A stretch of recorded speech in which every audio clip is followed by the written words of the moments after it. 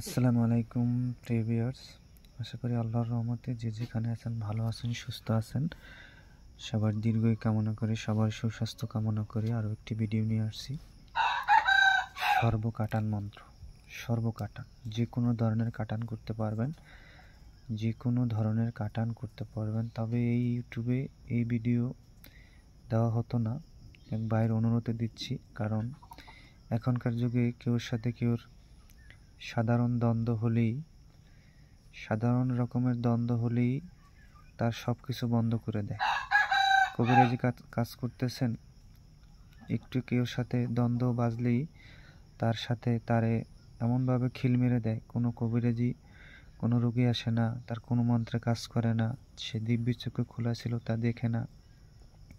এরকম হয়, এবার হইতেছে এখন সব জায়গায়। এই কারণেই মন্ত্রটা দেয়া, কারণ সবার উপকার হবে। আমারও একজনে আমাকে গন্ডি দিয়ে দিছিল, কুণ্ডল দিছিল, আমার তো আমি নিজেই কাটেছি। আর এটা দিয়ে আপনি নিজেও কাটতে পারবেন, অন্য লোকের উপকারও করতে পারবেন, অন্য মানুষের উপকার করতে পারবেন, নিজেও কাটতে পারবেন। এই মন্ত্র খুবই পাওয়ারফুল একটি মন্ত্র। এটি আমার গুরুর দেয়া মন্ত্র, এটি খুবই পাওয়ারফুল।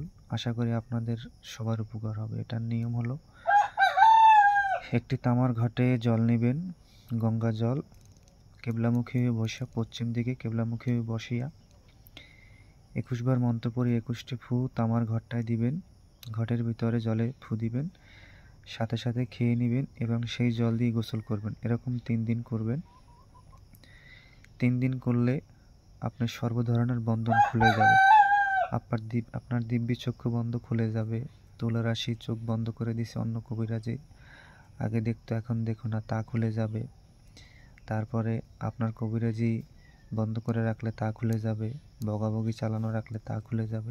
যে কোনো ধরনের বন্ধন আপনার খুব সহজে খুলে যাবে, কেটে যাবে। মন্ত্রটা শনি মঙ্গলবার মুখস্থ করে নেবেন। মুখস্থ করার পরে এই মন্ত্র আপনি সহজে কাটাতে পারবেন।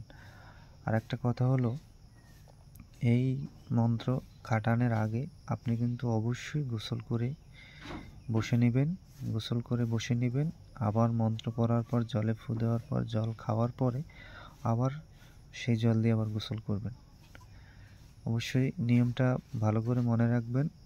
আর আমি ভিডিও শেষে মন্ত্র এবং নিয়ম দিয়ে দেব, সেখান থেকে আপনারা নিয়ে নেবেন। সবাই ভালো থাকবেন, সুস্থ থাকবেন। আর ভিডিও শেষে মন্ত্র নিয়ম পেয়ে যাবেন। আর এই মন্ত্র দিয়ে যে কোনো ধরনের কাটান করতে পারবেন, যে কোনো ধরনের বন্ধন খুব সহজে খুলে যাবে।